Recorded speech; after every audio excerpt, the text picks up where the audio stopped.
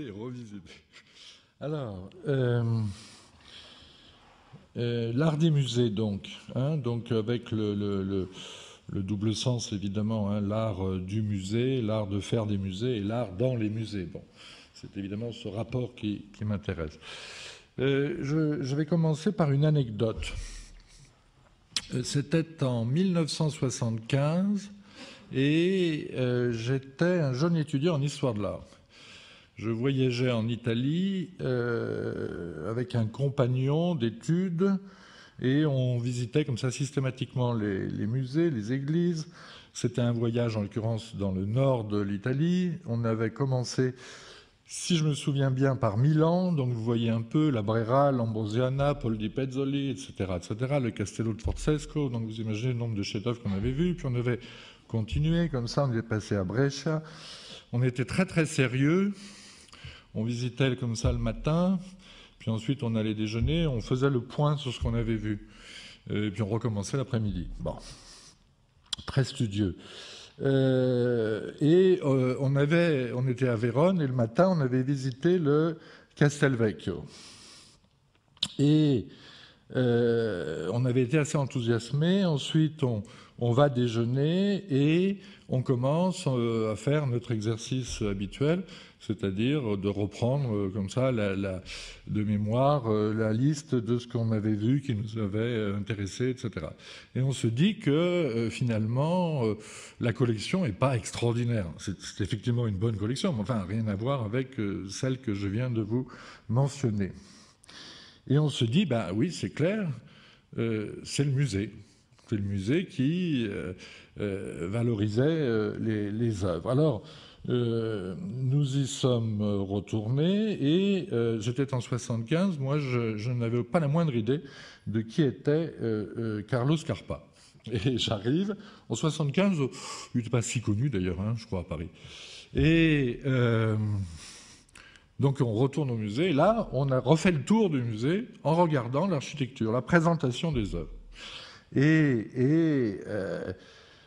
bien, c'est de cette visite que je dois dire que date tout mon intérêt pour l'architecture et la scénographie des musées. Donc ça, c'est une vue de la cour principale de ce château médiéval dont une partie est aménagée en musée. Si vous n'êtes pas allé à Vérone, si vous n'avez pas vu ce musée, vous avez au moins vu une image de cette fameuse statue équestre qui représente Can Grande della Scala, le grand seigneur de Vérone au XIVe siècle, le protecteur de Dante.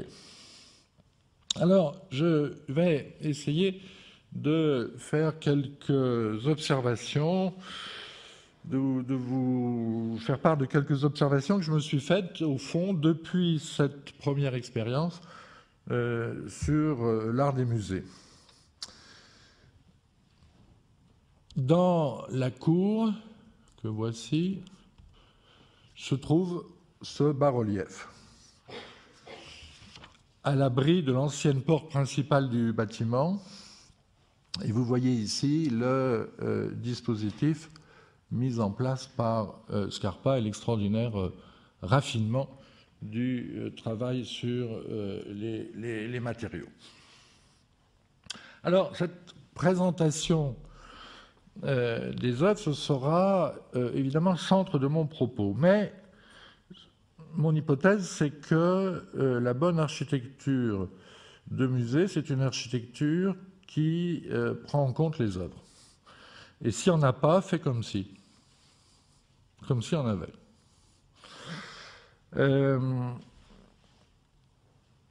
C'est au centre, me semble-t-il, de la question de l'architecture des musées, de l'art des musées, se pose la question de l'œuvre. Alors, ça peut sembler une évidence, mais on va voir que non, et ce n'est pas une évidence, au moins pour deux raisons. La première, c'est que beaucoup d'architectes, au fond, ne semblent pas se préoccuper beaucoup des œuvres, et deuxièmement, la notion d'œuvre elle-même ne va pas de soi.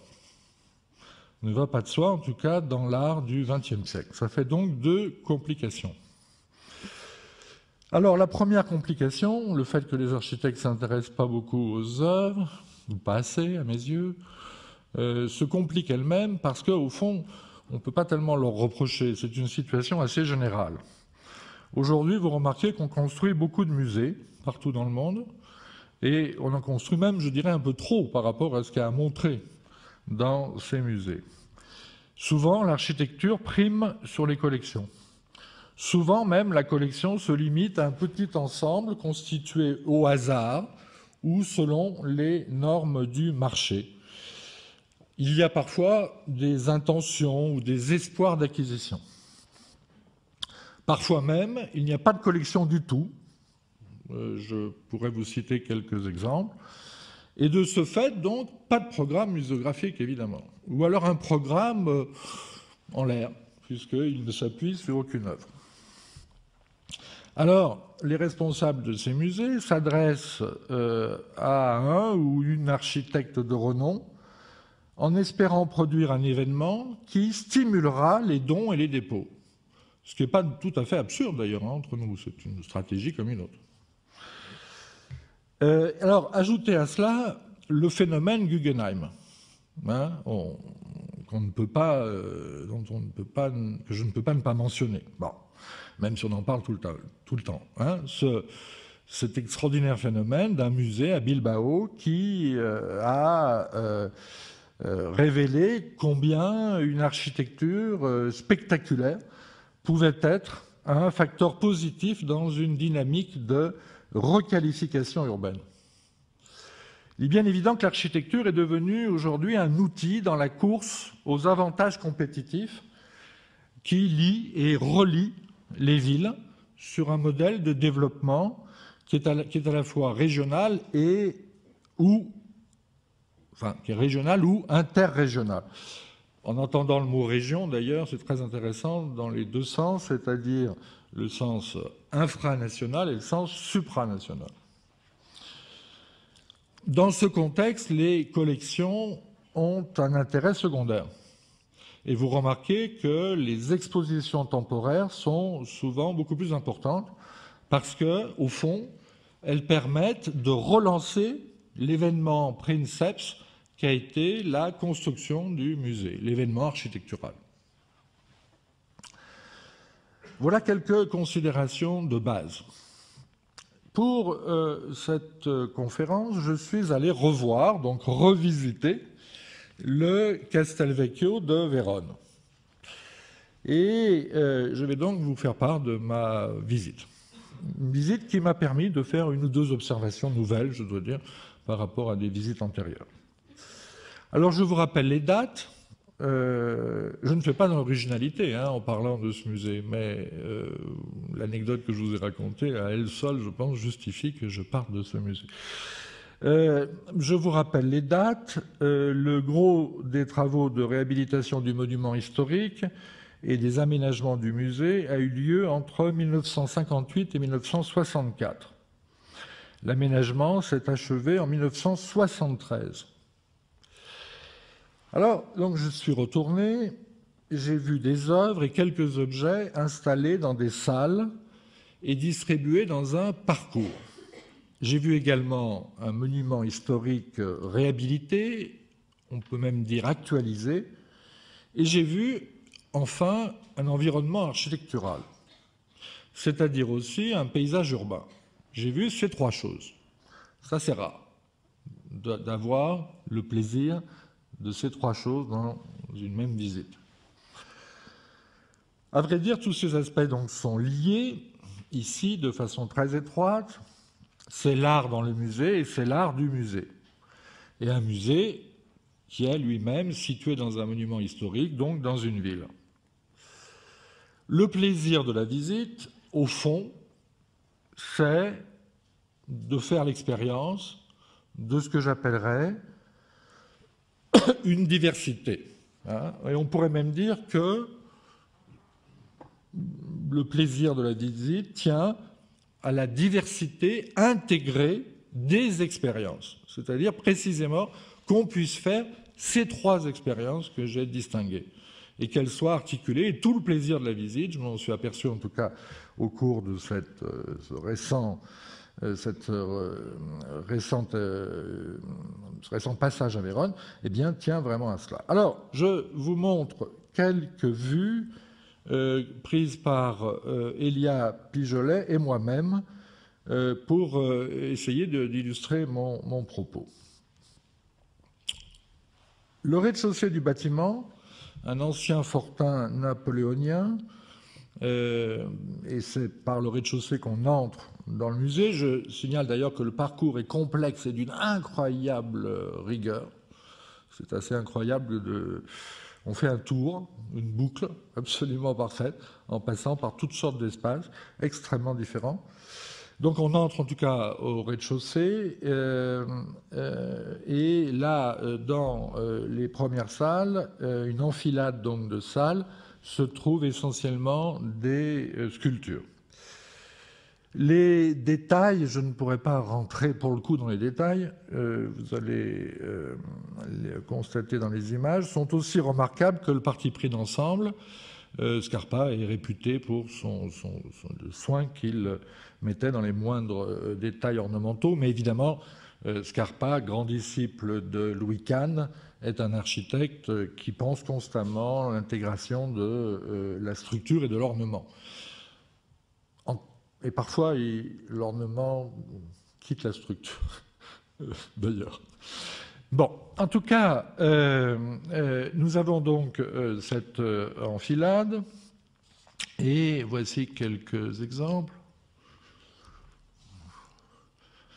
J'attire votre attention sur un point très extraordinaire, ce sont ces grands panneaux en pierre de prune brute, c'est une pierre locale, hein, rosâtre, qui capte la lumière. Ce rose varie constamment selon la lumière, qui, vous le voyez, marque les passages voûtés d'une salle à une autre. C'est un détail absolument extraordinaire, d'une qualité picturale formidable, mais qui ne nuit jamais hein, ne rentre pas en concurrence du tout avec les œuvres. Ça, c'est un point fondamental. Hein. Je ne pense pas du tout qu'il aurait fait ça, par exemple, dans des salles de peinture. Hein, je peux pas j'ai pas de texte hein, à vous citer où il le dirait, mais il le fait parce que c'est des sculptures, essentiellement, qui est montré dans ces salles. Voilà, vous avez des choses comme ça. Bon, ça se passe de commentaires, je pense. Et puis, vous avez évidemment cet ensemble de trois figures de la crucifixion attribuée au maître de Sant'Anastasia au début du XIVe siècle. C'est un moment absolument prodigieux dans la visite, probablement le moment le plus spectaculaire. C'est évidemment un chef-d'œuvre, mais un chef-d'œuvre dont la présentation, comme vous le voyez, est extraordinairement forte, quoi. Je veux dire, l'architecte ne s'est pas effacé hein, devant le chef-d'œuvre, il est intervenu, l'œuvre est mise en valeur incontestablement, mais les supports sont très présents. Et là, voilà la fin de l'enfilade, avec de nouveau ce panneau en pierre de prune.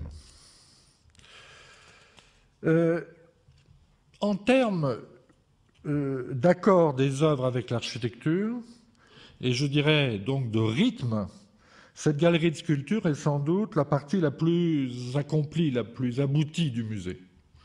Elle est d'une extraordinaire netteté, comme ça. Je vous passe tous les détails. Les détails architectoniques, notamment, sont très passionnants. Par exemple, le plafond, la grande poutre, la façon dont elle est découpée. Enfin bon, il y a des quantités de choses comme ça, mais je ne peux pas, évidemment pas regarder aussi la façon dont le dessin du sol. Tous les sols dans le musée sont évidemment différents. Je terminerai d'ailleurs sur un dessin qui traite de cet aspect. Alors, donc ça, c'est le rez-de-chaussée, la sculpture. Les peintures, elles, sont traitées dans les étages. Oui, pardon, il y avait encore cette vue, donc, où vous voyez l'enfilade des salles du rez-de-chaussée, donc depuis la dernière salle, hein, bon, à rebours du parcours. Les peintures sont traitées donc dans les étages, au premier et au second, dans deux ailes différentes. Alors, une déception, c'est la toute dernière séquence du musée qui correspond à la période baroque. C'est la moins réussie. Des interventions en plus se sont ajoutées depuis l'aménagement de Scarpa.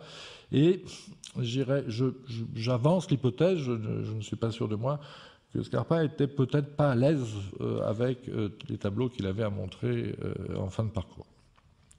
Pas aussi à l'aise en tout cas qu'avec ceux qui commencent le parcours et que vous voyez ici.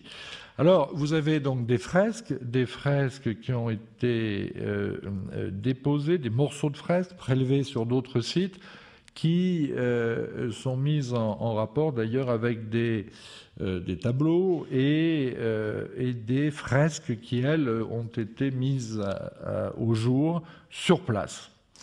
Ce qui est extraordinaire, et là j'attire votre attention sur ce point, ce qui me paraît absolument fondamental, c'est que les tableaux, les œuvres picturales en l'occurrence, disons œuvres picturales plus que tableaux, puisqu'il y a des fragments de fresques, sont traités comme des objets, mais pas réduits à des objets. Hein. C'est tout le rapport œuvre-objet. Traités comme des objets, c'est-à-dire qu'ils ont une présence matérielle très forte dans l'espace. C'est ça. Une œuvre, si vous dites œuvre, quand vous dites œuvre, vous ne pensez pas forcément objet dans l'espace. Qu'une œuvre soit traitée comme un objet, ça veut dire qu'elle va être traitée dans l'espace. Et que, par exemple, vous pouvez tourner autour. Ce n'est pas évident de tourner autour d'un tableau. A priori, on tourne autour d'une sculpture, on ne tourne pas autour d'un tableau. Et on a cette idée qu'un tableau, c'est fait pour être mis contre un mur, pour une stricte expérience de confrontation. En l'occurrence, parce qu'il s'agit justement de morceaux de peinture, de morceaux de fresque ou de morceaux de peinture, et vous savez qu'on parle de morceaux hein, dans l'histoire de la peinture, eh bien, justement, vous avez ce traitement de l'objet. Alors, parce que, oui, aussi, bien entendu, les tableaux, notamment médiévaux, étaient souvent peints, vous le savez, sur toutes sortes de supports, sur des supports de bois notamment, et donc ce sont des panneaux. La notion de panneau, évidemment, n'est pas réductible au tableau dans sa norme actuelle. Donc les tableaux sont traités comme des panneaux, et des panneaux à deux faces, avant et arrière. Ils sont parfois posés sur des chevalets. Devant, ici, vous le voyez, des éléments du décor qui ont été mis au jour. Comme je vous le disais, on peut les contourner, les retrouver de dos. Et là, par exemple, vous avez une salle avec des crucifix peints qui sont présentés, donc vous voyez, dans l'espace, et l'on peut détacher, pas du tout attacher au mur, dans l'espace, comme des sculptures sur des socles, et on peut donc effectivement tourner autour, et vous voyez d'ailleurs le contre-champ. Il est évident qu'un travail d'une telle sophistication est impossible s'il n'y a pas une étroite collaboration avec le directeur du musée. Et en l'occurrence, on dit toujours Scarpa, mais on devrait toujours aussi mentionner Licisco Maganiato, qui était un merveilleux directeur de musée et qui a travaillé constamment avec Scarpa. Alors, vous avez des choses comme ça qu'on n'ose plus faire aujourd'hui, et je dirais, je préfère que la plupart des conservateurs ou des scénographes n'essayent pas. parce que ça peut être vraiment catastrophique. Mais là, c'était vraiment extraordinairement bien fait. Et vous voyez comment vous avez ce sentiment des choses, des objets, j'insiste. Encore une fois, une œuvre n'est pas un objet, mais une œuvre est un objet. Elle n'est pas qu'un objet, mais elle est un objet. Alors, une collection, donc, c'est... Peut-être que je laisse un peu cette image qui est quand même assez extrême. Hein. Vous voyez le sentiment presque de dispersion qu'on peut avoir. Hein. Donc une collection dans un musée, c'est un parcours d'œuvres. Je viens de vous donner quelques exemples. Mais le parcours du musée, en tant que lieu et espace architectural, peut aussi faire jouer d'autres éléments de perception. Et ces autres éléments de perception, ce sont au fond essentiellement des vues, hein, vedute, et des passages. Et quand je dis passage, j'entends notamment des échanges entre intérieur et extérieur. À Castelvecchio, vous avez constamment le rappel de l'extérieur. Mais ce n'est pas l'extérieur qui rentre dans l'intérieur et qui viendrait perturber. Vous savez, c'est Rilke qui disait à propos des visites de musée que souvent, ce qu'on voyait par la fenêtre, c'était beaucoup mieux. Bon, ben ça, c'est assez catastrophique quand on en arrive à dire ça. Hein, bon. Là, ce n'est pas du tout, évidemment, ça qui se passe. Un exemple de passage, justement, vers l'extérieur est donné, au rez-de-chaussée. Hein, quand vous arrivez au bout de la galerie de sculpture, que nous avons suivi là tout à l'heure, eh bien vous arrivez à ce pan de pierre au sol qui vous mène dans la grande cour du château. Mais vous ne pouvez pas y entrer, bien sûr, vous avez... parce qu'il faut évidemment empêcher le visiteur d'entrer dans le musée par là. Donc vous avez cette chicane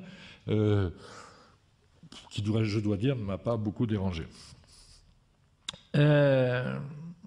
Donc, à Castelvecchio, l'extérieur est double, voire même triple.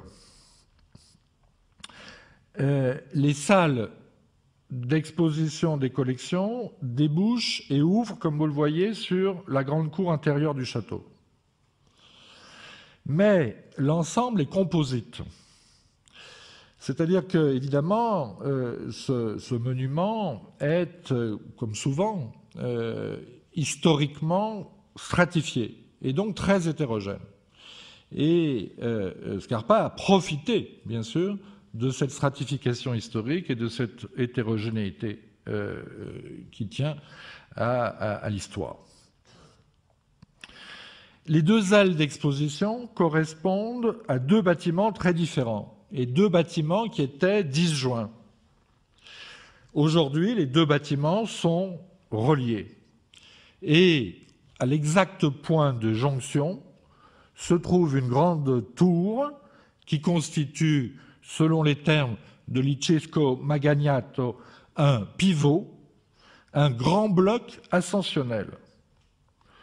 Et je vous montre ici le plan, donc, qui vous permet de voir cette zone-là, cette zone pivot, hein, qui articule l'ensemble du projet et les deux bâtiments extrêmement différents. Et c'est évidemment ici qu'est placée la fameuse statue équestre, symbole de Vérone, qui figure Can Grande della Scala. Scarpa, que revoici. Scarpa a ouvert un passage, vous le voyez ici très bien, qui fend le mur extérieur du second bâtiment. Le second bâtiment, donc, c'est le bâtiment en briques, là, sur la gauche, et c'est évidemment le bâtiment le plus ancien. Et là, vous voyez la percée qu'il a faite. Et alors, voilà une vue du cavalier depuis le second étage. Et une chose formidable qui m'avait déjà frappé à l'époque, mais vous le verrez mieux tout à l'heure, c'est comment cette percée-là, hein, qui permet de rentrer, et c'est une percée vraiment dans ce mur très fort comme ça, et cette percée est accompagnée d'une ouverture sur l'extérieur, hein, que vous voyez au fond de l'image. Alors, les choses étonnantes, parce que ce travail d'aménagement était aussi un travail de réhabilitation, avec tout un travail d'enquête archéologique, et les recherches entreprises pendant la réhabilitation du monument ont révélé donc une ancienne porte. Ça, c'est la percée dont je vous parlais, et donc à l'étage, mais ça, en bas, vous avez le passage correspondant au rez-de-chaussée, et là, vous avez cette indication d'une ancienne porte et correspondant au reste des fortifications d'un camp romain.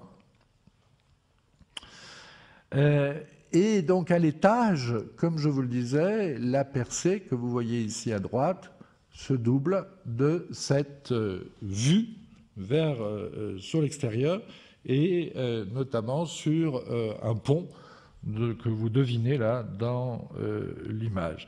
Un pont qui enjambe le fleuve qui traverse la ville, qui est l'Adige.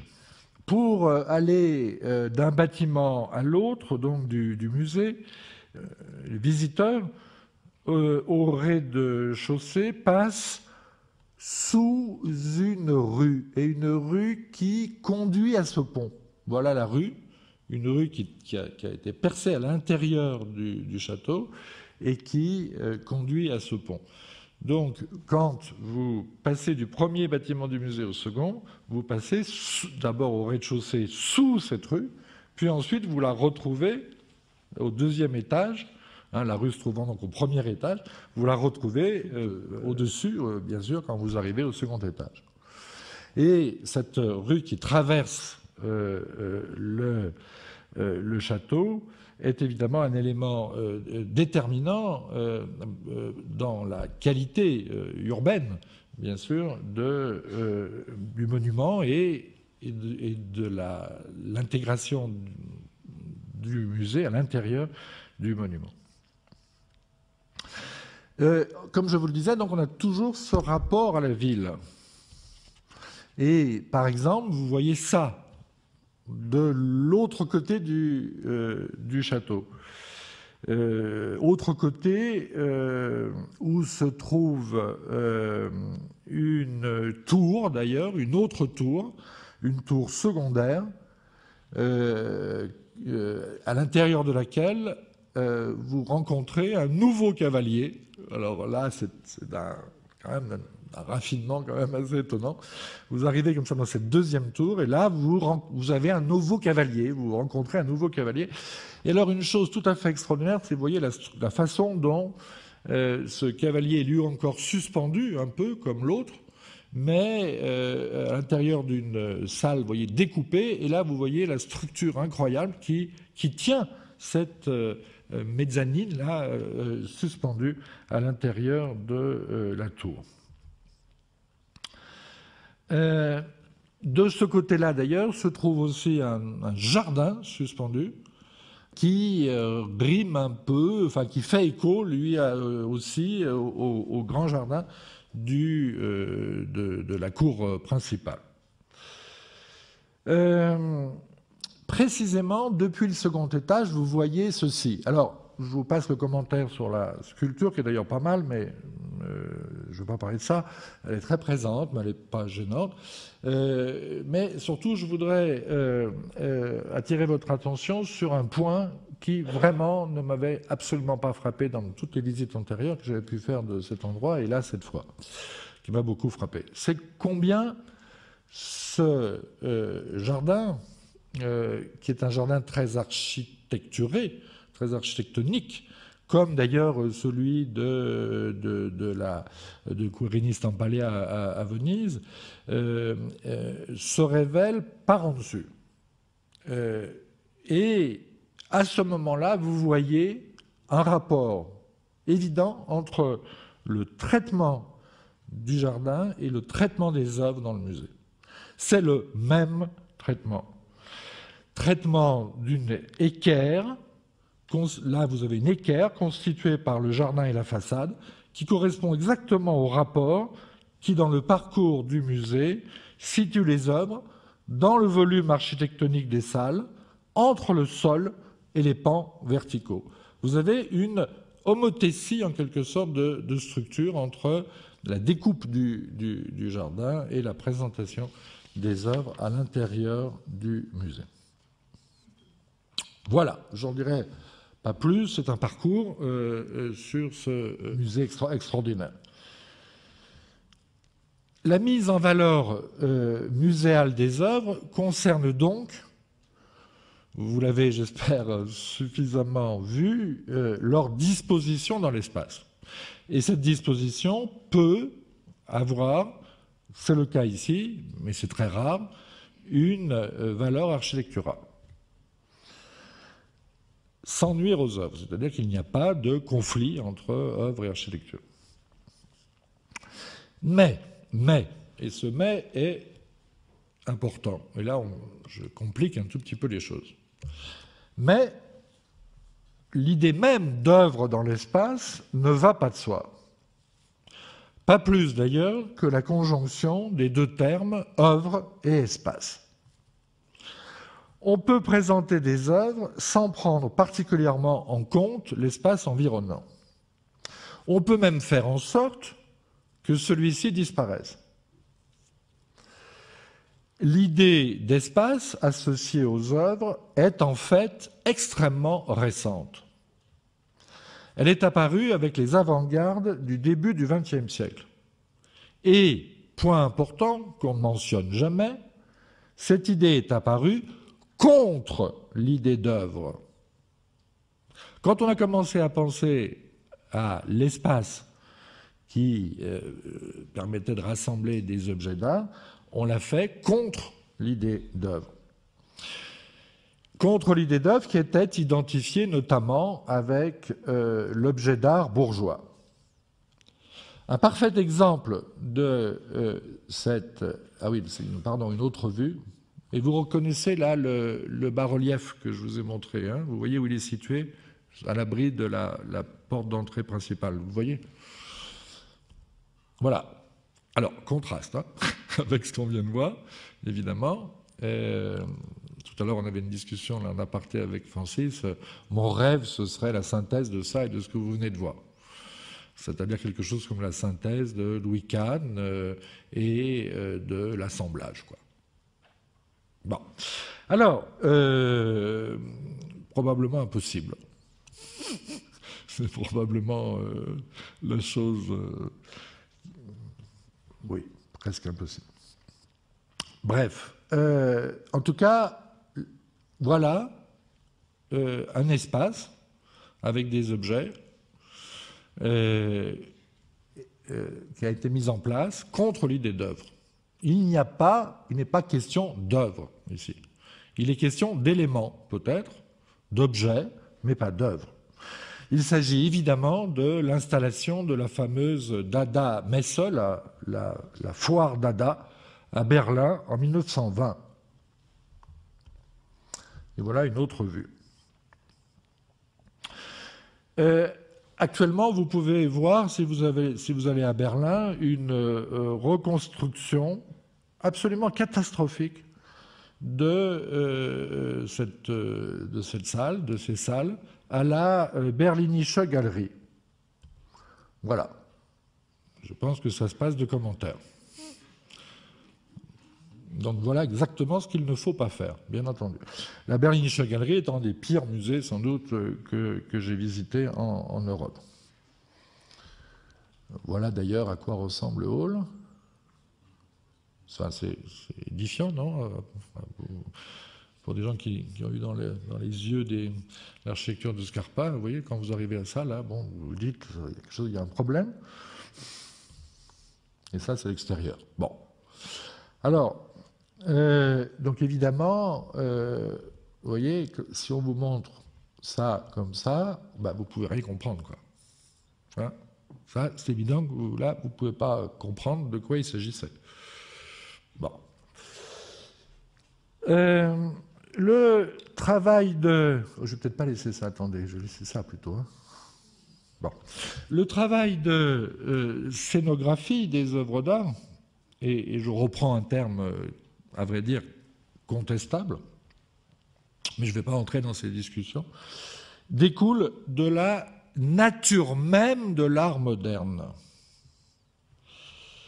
Il faudrait examiner la manière dont le monde de l'art a intégré les procédures d'exposition expérimentées dans les expositions universelles depuis le début des années 1850. Le travail sur la disposition des objets correspond en effet à une ouverture de l'espace qui a été permise, vous le savez, là je ne veux pas j'enfonce des portes grandes ouvertes, qui a été permise par les nouvelles techniques de l'acier, du béton et du verre. L'exposition universelle de Paris en 1855 comprenait une section consacrée aux beaux-arts, à gauche. Il suffit de juxtaposer, je crois, cette vue, une vue de l'accrochage des tableaux, donc dans le Palais des Beaux-Arts, avec une vue de la grande halle vitrée du Palais de l'Industrie, pour voir que l'espace, comme on l'entend aujourd'hui, est du côté des objets industriels. Vous voyez, donc l'espace est apparu plutôt avec l'objet qu'avec l'œuvre. Avec l'objet, y compris l'objet industriel, plutôt qu'avec le tableau peint qui représente en règle générale la forme accomplie de l'œuvre d'art. D'ailleurs, quelques années plus tard, la halle du Palais de l'Industrie fut utilisée pour présenter des sculptures. La sculpture se prête évidemment mieux que la peinture au jeu d'espace. Et cela, on le sait, depuis les jardins de la Renaissance. Les jardins de la Renaissance, ce sont des jeux d'espace. Là, je reprends une expression qui a été utilisée en son temps par Louis Marin. À vrai dire, dans l'installation de 1855, l'espace au sol était très encombré. Et cet encombrement se retrouve dans la foire Dada. Et là, il y a un point que je trouve absolument passionnant, que je ne vais pas développer ce soir. L'espace moderne, c'est un espace libre, désencombré. L'assemblage, c'est l'encombrement. Débrouillez-vous avec ça. Vous avez là une tension fondamentale de l'art moderne. Cet effet d'encombrement est d'ailleurs conforme au genre même de la foire.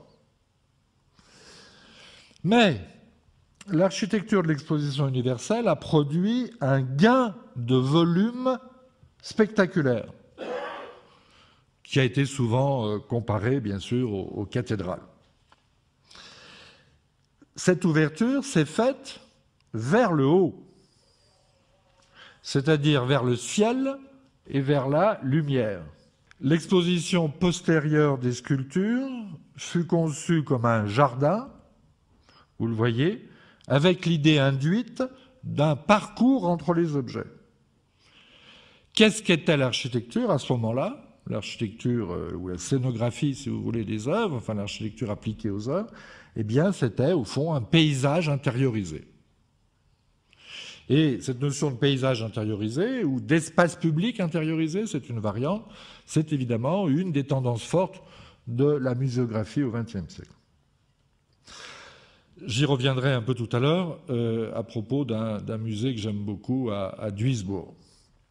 Alors, je ne peux évidemment pas tout développer, je vous donne des indications sur des questions qui, à ma connaissance, n'ont d'ailleurs pas été jusqu'à présent suffisamment, je crois, examinées. Donc je ne vais pas développer l'aspect historique, mais je rappelle quand même, je ne vois pas comment je pourrais m'en passer, l'importance de Brancusi, Brancusi comme on dit en roumain, et du constructivisme. Pour Brancusi, donc prononçons à la française, les sculptures forment un ensemble que l'on pourrait précisément qualifier d'assemblage, mais qui constitue aussi un environnement. Vous voyez que le langage de l'art contemporain, eh bien, il est là, il se met en place ici, assemblage, environnement. Et l'assemblage débouche évidemment sur l'environnement. L'assemblage qui est lui-même une extension dans l'espace du collage.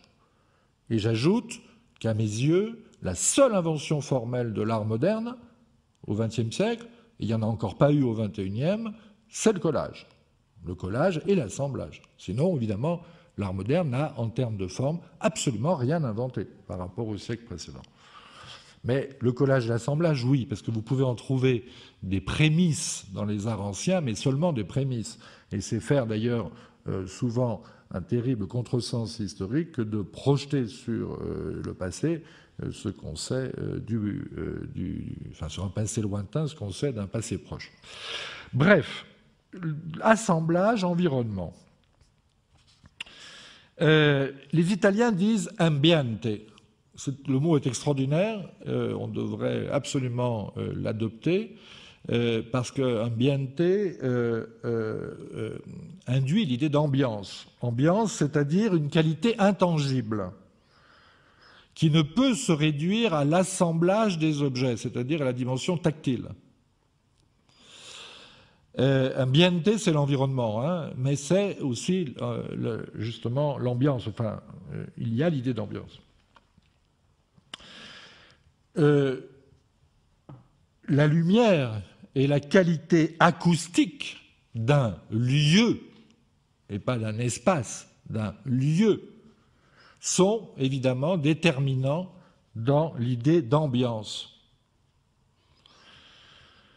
Ce qu'on appelle ambiance lumineuse renvoie à l'idée de volume, volume spatial.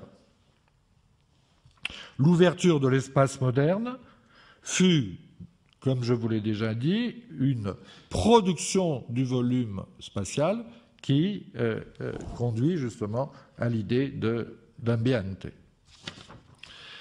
Tout cela, eh bien, c'est dans les photos de Brancusi. Ces extraordinaires photographies que tous les architectes devraient dévorer, ils devraient se shooter avec ces images. Ces extraordinaires photographies faites par Brancusi lui-même, il refusait de laisser ces sculptures photographiées par d'autres, même les meilleurs sculpteurs, les meilleurs photographes, même Brassai. Il photographiait lui-même ces sculptures. Alors vous voyez, architectonique, ornement, assemblage, je ne sais pas si c'est chez un architecte, mais c'est chez un artiste. Brancusi. L'architecture a juste un peu de retard là, par rapport à l'histoire de la sculpture. Alors maintenant, la lignée constructiviste. Eh bien, je ne signalerai que deux artistes. Mais deux artistes, à mon avis, incontournables pour l'histoire de l'architecture aussi bien que pour l'histoire de l'art en général, qui sont El Lissitzky et Sophie Teuber. Hein, vous les connaissez tous parce qu'effectivement, ce sont des artistes qui sont inscrits aussi dans l'histoire de l'architecture. Alors, El Lissitzky, bien sûr, pour ses espaces de démonstration Raum, qu'il a réalisé à partir de 1926, et Sophie Teuber pour sa contribution au projet de l'Aubette à Strasbourg en 1927-28. À propos de son espace pour l'art constructiviste, et vous voyez ici deux images, une axonométrie et trois vues photographiques collées. Là, c'est l'axonométrie et les trois vues photographiques collées. Là, la combinaison étant faite par Lissitzky lui-même, bien sûr.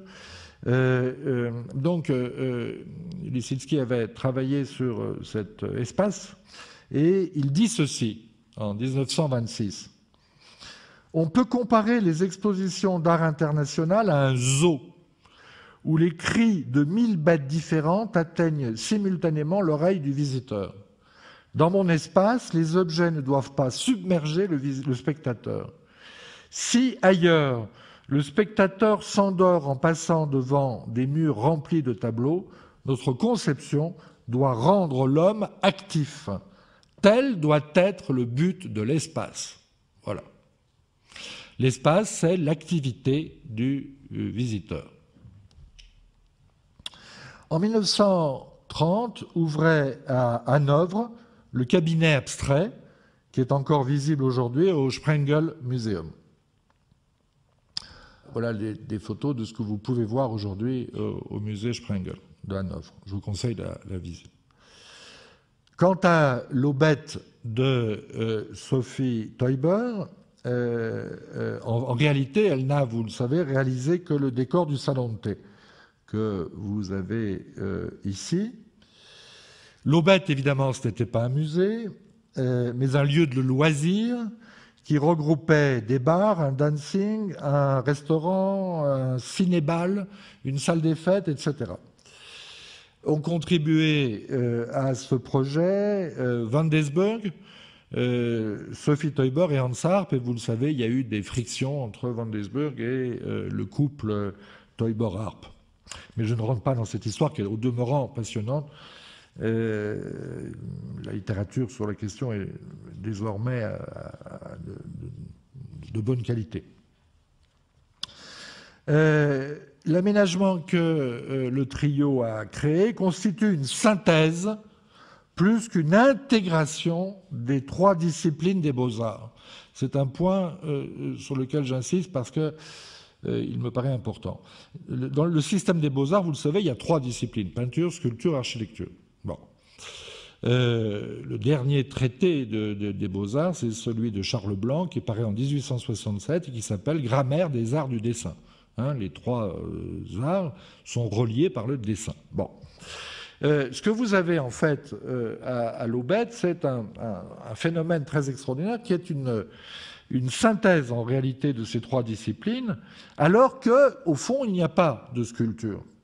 Il y a évidemment la peinture et l'architecture, mais pas la sculpture. Et pourquoi ? Parce que la sculpture, tout simplement, elle est partout. Si cette synthèse a pu s'opérer, c'est parce que la sculpture s'est émancipée du bloc.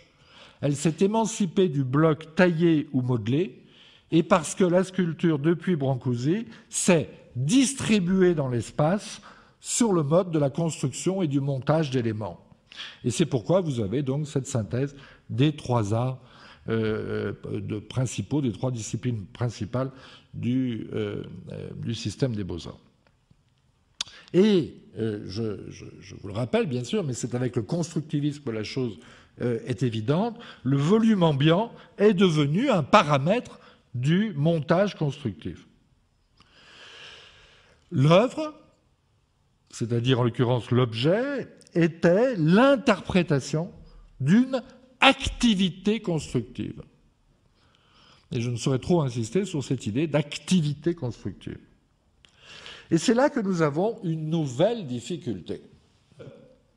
Cette activité constructive, aussi ouverte fut-elle, aussi neuve fut-elle, grâce notamment au collage, à l'assemblage et aux dérivés, à l'alternative du collage et de l'assemblage qu'est le montage, cette activité constructive ne regroupe absolument pas, ne permet absolument pas de regrouper les activités artistiques qui définissent l'art moderne. Avec l'art conceptuel et la performance, l'activité artistique s'est diversifiée au-delà du principe constructif. Et d'ailleurs, dans certains pays, vous constatez que l'art conceptuel et l'art performance s'est mis en place contre une tradition constructive. Par exemple, en Pologne. C'est un bon exemple. Et les musées d'art moderne, aujourd'hui, ne peuvent donc absolument pas s'appuyer sur un modèle constructif. Ils doivent absolument intégrer aussi ils doivent inventer un autre mode, un autre principe architectural et muséographique pour traiter d'une diversité d'activités qui est bien plus grande. Et vous remarquez d'ailleurs que cette diversité d'activités est telle, alors évidemment, si on est Jean Clair, on la nie complètement et on pense que système des beaux-arts, là, comme ça, les choses sont réglées. Mais si on n'est pas Jean Clair, si on s'intéresse à l'art vivant, c'est plus compliqué. Et là, on est obligé, évidemment, d'imaginer des architectures ad hoc. Mais vous remarquez que cette diversification des activités produit un effet immédiat qui est que la distinction entre art et culture tend à disparaître. Et là, nous sommes confrontés à la grande affaire du XXIe siècle. Comment traiter de ce rapport art et culture dans les musées? C'est ça, la grande affaire du musée au XXIe siècle. Mon hypothèse générale, je vais vous la dire, c'est que le musée du XXIe siècle devra associer art et culture en combinant œuvre et activité. Et que cette combinaison œuvre et activité nécessitera sans doute la combinaison d'une architecture architectonique avec des procédures d'assemblage. Cela ne pourra évidemment se faire que dans une différenciation claire mais souple de l'espace. La programmation et la muséographie, et l'un ne peut aller sans l'autre, doivent définir des entités spatiales qui présentent à la fois la qualité d'un lieu et la mobilité de l'espace. Alors cette différenciation du lieu et de l'espace vous est peut-être familière, vous avez peut-être pris connaissance du livre de Yi Fu Tuan, Espace et lieu, la perspective de l'expérience, qui a été traduit en 2006. C'est un bon livre, mais en ce qui me concerne, je préfère citer 10 lignes de Michel de Certeau qui ont été, je dois dire, quand je les ai découvertes, absolument décisives dans ma conception justement de l'espace. Je dirais même mon obsession de l'espace. Est un lieu, dit de Certeau, dont vous connaissez peut-être ces quelques lignes qui sont maintenant célèbres, mais n'importe, il faut les citer. Est un lieu, l'ordre quel qu'il soit, selon lequel des éléments sont distribués dans des rapports de coexistence. S'y trouve donc exclue la possibilité pour deux choses d'être à la même place. La loi du propre y règne. Les éléments considérés sont les uns à côté des autres, chacun situé en un endroit propre et distinct qu'il définit. Un lieu est donc une configuration instantanée de position. Remarquable définition du lieu. Il implique une indication de stabilité. Ce point est fondamental. Il y a espace dès qu'on prend en considération des vecteurs de direction, des quantités de vitesse et la variable du temps. L'espace est un croisement de mobiles. Voici une autre définition tout aussi impeccable. Il est en quelque sorte animé par l'ensemble des mouvements qui s'y déploient. En somme, l'espace est un lieu pratiqué. Voilà la définition hyper définitive. Ainsi, la rue, géométriquement définie par un urbanisme, est transformée en espace par des marcheurs. J'espère vous avoir montré que ce qu'a fait Scarpa à Castelvecchio, c'est combiner lieu et espace.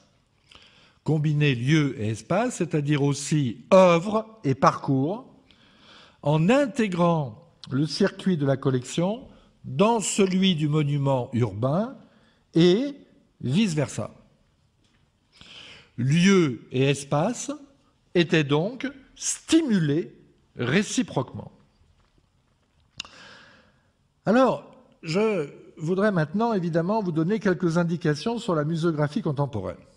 Je vais donc vous proposer quelques exemples à suivre, en dehors de Scarpa, mais aussi quelques contre-exemples, c'est-à-dire les exemples qu'il ne faut pas suivre. Alors on en a déjà vu un, là, à Berlin, la Berlinische Galerie, dans le genre monstrueux, c'est pas mal. Mais il y a pire, il y a encore pire, je ne vais pas faire un inventaire de toutes les horreurs de la muséographie contemporaine, parce que ce serait très très long. Et en plus, comme l'époque est vraiment très difficile, comme vous le savez, il faut aller aux bonnes choses. Donc je vais être très rapide sur les mauvaises choses, mais m'appesantir un peu plus sur les bonnes. Au fond, le pire dans la muséographie contemporaine, c'est le mépris de l'œuvre. Vous voyez, j'y reviens. Ce mépris s'exprime par exemple de façon caricaturale, c'est un exemple parmi bien d'autres, dans les éclairages directionnels qui découpent les tableaux et les transforment en diapositives. À Paris, les expositions du Sénat, par exemple, la dernière en date était consacrée à Cima da Conegliano. J'y suis allé, je suis sorti au bout de 3 minutes, j'ai demandé à ce qu'on me rembourse, j'ai pas pu être remboursé de mon billet, j'étais fou de rage.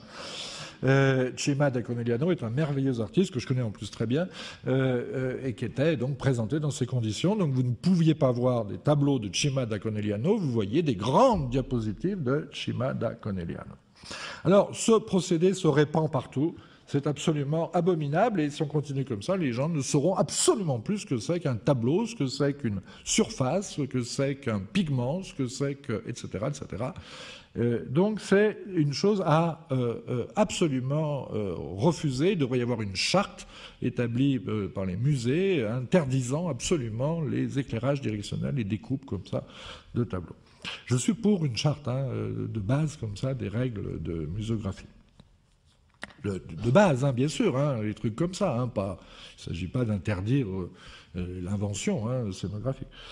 Alors le comble a été atteint dans un de mes musées en plus préférés, celui dans lequel j'ai passé peut-être le plus de temps, qui est l'Ambrosiana de Milan, qui est une collection absolument prodigieuse.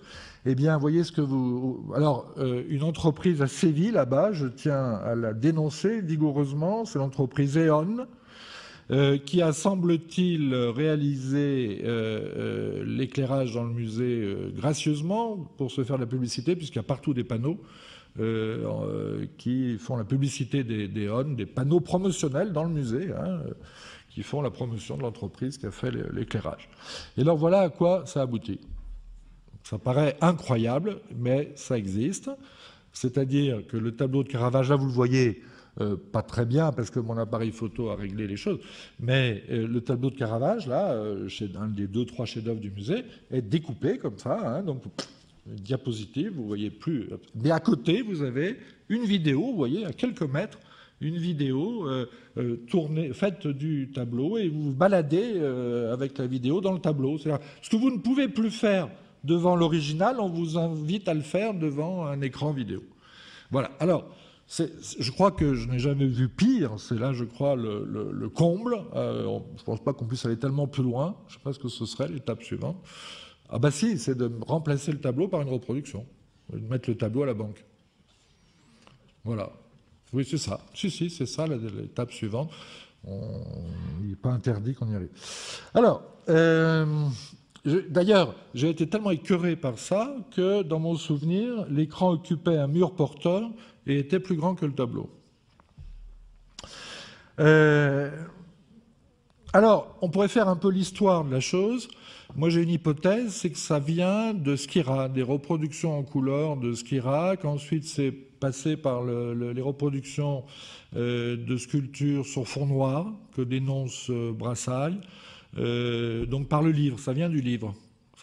Pour moi, ça vient du livre, du livre sur papier glacé, des reproductions comme ça, saturées, et aussi des photographies de sculptures sur fond noir, que Brassailles a dénoncé très vigoureusement, que Brancusi n'a évidemment jamais pratiqué, qui est une horreur. Enfin, photographier des sculptures sur un fond noir, c'est une absurdité.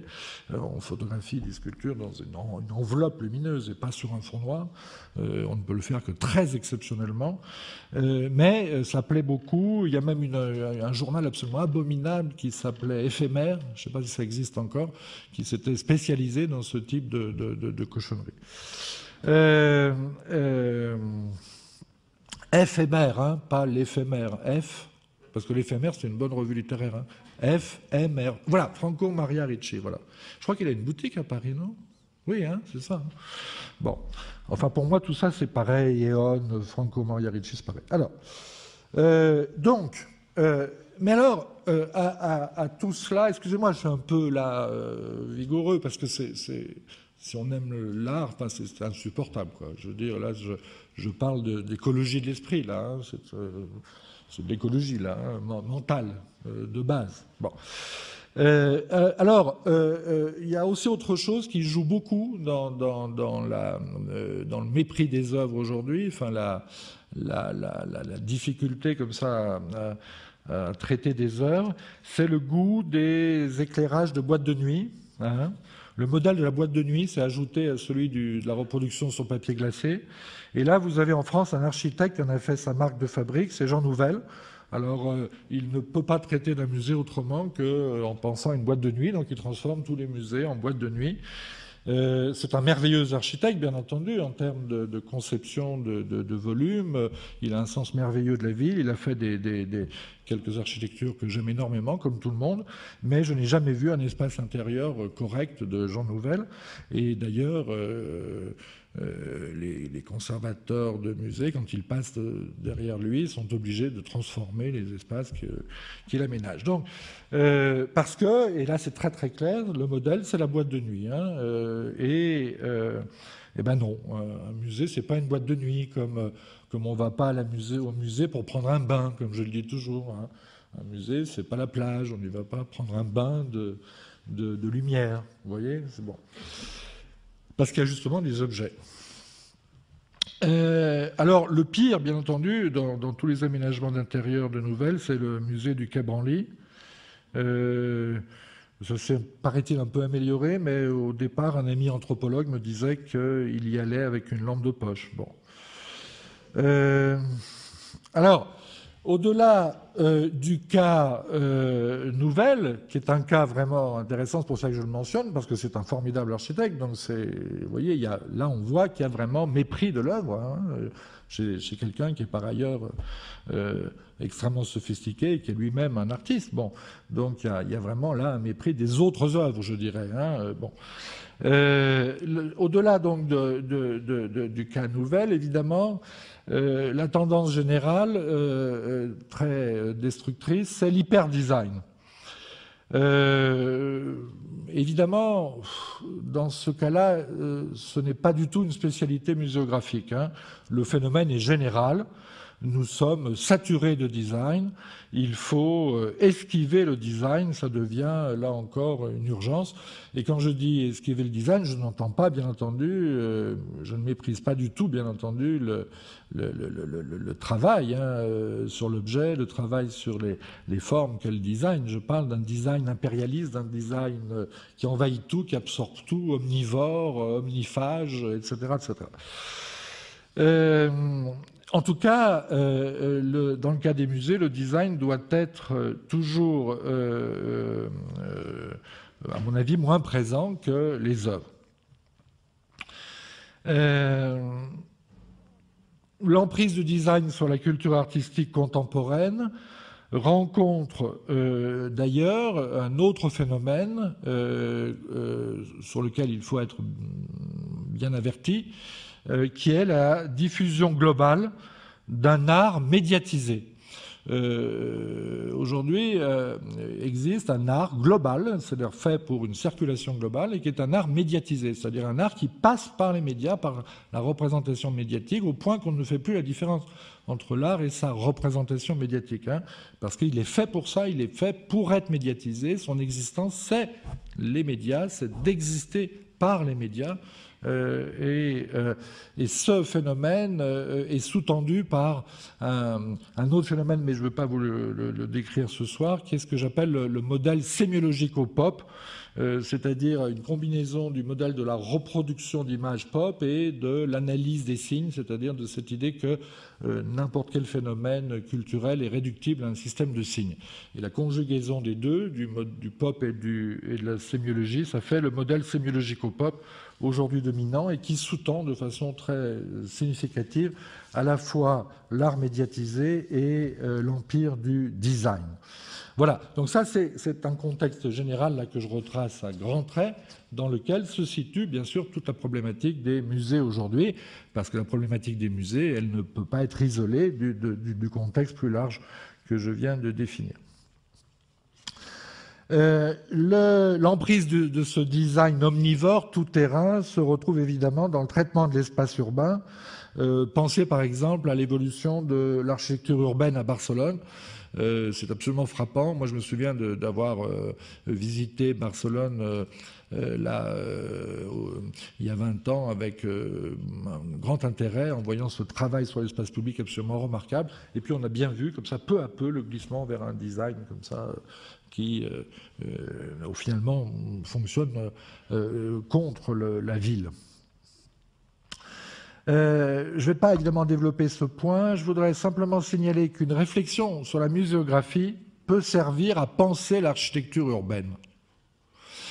Ça, j'en suis intimement convaincu, mais ce serait une autre conférence, encore une fois. Donc là, je vous donne une piste. Hein. C'est que la question de la muséographie, à mon sens, n'est pas du tout une question hyper spécialisée qui devrait être réservée aux purs amateurs d'art. C'est une question plus large parce qu'à travers la muséographie, on peut véritablement expérimenter des rapports d'espace qui valent aussi pour l'architecture urbaine. Encore une fois, comme je le disais tout à l'heure, un peu rapidement, il s'agit d'écologie mentale. Hein, l'écologie mentale comprend l'écologie urbaine. Alors, j'en arrive maintenant quand même à l'essentiel, c'est-à-dire les exemples à suivre. De même que j'avais été ébloui en 1975 par l'aménagement du musée du Castelvecchio par Scarpa, j'ai été récemment entièrement convaincu par la présentation des objets dans le Neues Museum de Berlin. Je vous rappelle que le Neues Museum est situé dans l'île des musées. Il a été construit entre 1843 et 1865 sur les plans d'un élève de Schinkel. Il avait été très endommagé par les bombes durant la Seconde Guerre mondiale et il est resté en l'état pendant 70 ans. Il a rouvert en octobre 2009 après plus de 10 ans de travaux. Le projet de restauration et de réaménagement a été mené par David Chipperfield, et qui était associé à une autre agence anglaise, Julian Harrap. Chipperfield n'a apparemment pas beaucoup parlé de muséographie quand il est venu ici en février dernier. Je n'ai pas entendu sa communication.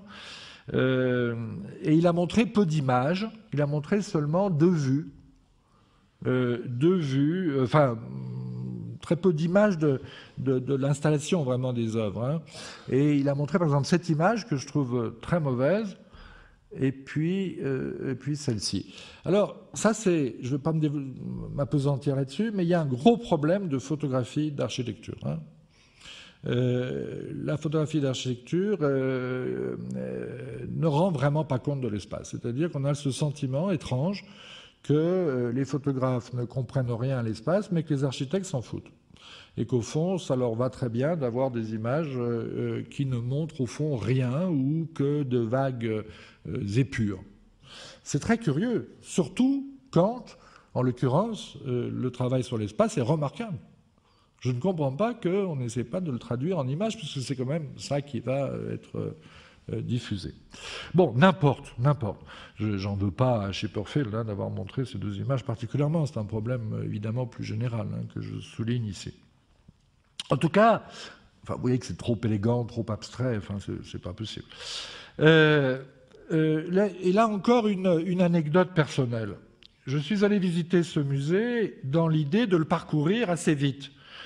Et j'y allais pour l'architecture. Hein, j'y allais vraiment pour ça. J'y allais pas pour voir des œuvres. J'y allais pour l'architecture. Eh bien, vous savez ce qui s'est passé? J'avais un rendez-vous après, tout ça, donc j'avais peu de temps. C'est tellement bien fait que je n'ai pas pu ne pas regarder les œuvres. Et j'ai passé des heures et j'ai raté mon rendez-vous après. Bon. Eh bien, ça, c'est quand même le signe que le travail a été bien fait. C'est-à-dire que vous êtes pris, quoi. Hein, vous êtes pris. Vous êtes obligé de regarder les œuvres. C'est quand même formidable. C'est-à-dire qu'il y avait des œuvres dans des vitrines, eh bien, je n'ai pas pu regarder les vitrines, j'ai dû regarder ce qu'il y avait dedans. Et finalement, j'ai peut-être passé plus de temps à regarder ce qu'il y avait dans les vitrines que les vitrines. Et c'est quand même bien, non? Quand même. C'est quand même pour ça qu'on fait des vitrines, pour aider à voir les œuvres dedans, pas pour regarder les vitrines. Bon. Alors, il se trouve que, ayant eu l'expérience de Vérone, et m'intéressant quand même beaucoup à l'architecture, j'ai aussi regardé les vitrines. Alors, c'est de ce dont je voudrais un peu vous parler. Donc voilà un des espaces que j'ai trouvé particulièrement remarquable. C'est d'ailleurs aujourd'hui un espace très connu, enfin bon, hein. C'est la fameuse cour vitrée, où sont présentées 11 petites sculptures retrouvées en 2010 lors d'un chantier d'extension du métro de Berlin qui avait été enfoui dans une cave à la fin des années 1930 ou au début des années 1940, probablement par un collectionneur qui voulait les mettre à l'abri. Et donc pendant les travaux, ces œuvres ont ressurgi. Leurs auteurs de ces petites sculptures avaient été classés par les nazis parmi les artistes dégénérés. Et certaines de ces sculptures, d'ailleurs, figuraient dans l'exposition d'art dégénéré, la fameuse exposition organisée par le régime nazi en 1937-1938. Notamment la merveilleuse petite danseuse de Margaret Moll. Moll, M-O-2-L. Margaret Moll, c'est pas n'importe qui, ça avait été une élève de Matisse à Paris pendant la brève période où elle avait dirigé une académie libre, et c'est une très bonne sculpteur, un peu inspirée de Archipenko, comme vous le voyez, bien sûr, et qui a aussi suivi l'enseignement de Brancusi. Bon, tout ça se voit, mais c'est formidable, c'est une petite chose formidable, voilà. Et regardez l'intelligence de la présentation de cette sculpture devant cet énorme torse antique, colossal, comme ça.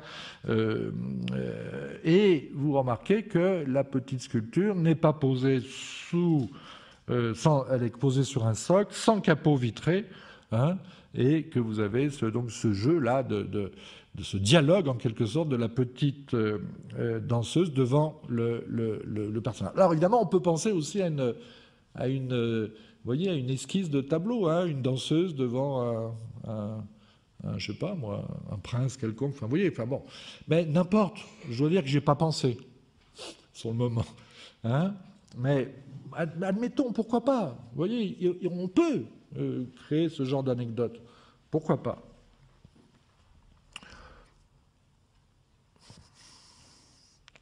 Et dans cette même salle, face au colosse, sont présentées ces extraordinaires statues ukrainiennes vers 1200 après Jésus-Christ.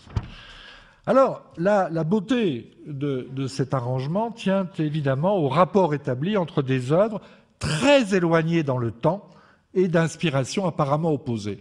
Mais nous avons là, je crois, si on sait le faire avec beaucoup de tact, une piste formidable pour la muséographie du XXIe siècle, c'est-à-dire faire jouer précisément des choses très distantes. Mais il faut le faire avec beaucoup de tact. Beaucoup de tact, ça veut dire un sens de l'espace, de la lumière et l'amour des œuvres. Parce que sinon, ça ne marchera jamais. Ce ne sera jamais que des effets de magazine. Hein, voilà. La deuxième salle que j'ai remarquée, je vais vite, hein, c'est juste des indications, est située à l'étage. Et elle est absolument prodigieuse. Elle présente c'est une des plus belles collections d'art égyptien au monde. Hein, et elle présente une foule de statues égyptiennes dont les dates s'étalent sur plus d'un millénaire. Pour ce qui nous intéresse, on peut faire, disons, 2 ou 3 observations. D'abord, le jeu sur l'effet de foule. C'est pas évident d'associer un effet de foule à ce type de statue. Effet de foule qui est accentué par les reflets du verre. Et deuxième observation, la plupart de ces vitrines, vous voyez là, vous avez des choses comme ça, par exemple, c'est assez magique, quoi. Voilà. C'est vraiment magique, quoi. Alors, on est pris dans une espèce de palais de verre, comme ça, hein, mais les œuvres sont visibles. Hein, elles ne sont pas absorbées par les effets. Les effets ne bouffent pas les œuvres. Vous n'êtes pas dans un bain comme ça d'effets visuels. Hein, une chose extraordinaire, qui n'est pas forcément d'une immense originalité, mais enfin, c'est quand même, à mon sens, une idée formidable, c'est tout simplement que les vitrines sont généralement couvertes de verre sur les 4 côtés, mais parfois aussi, elles sont sans verre. C'est des vitrines sans verre.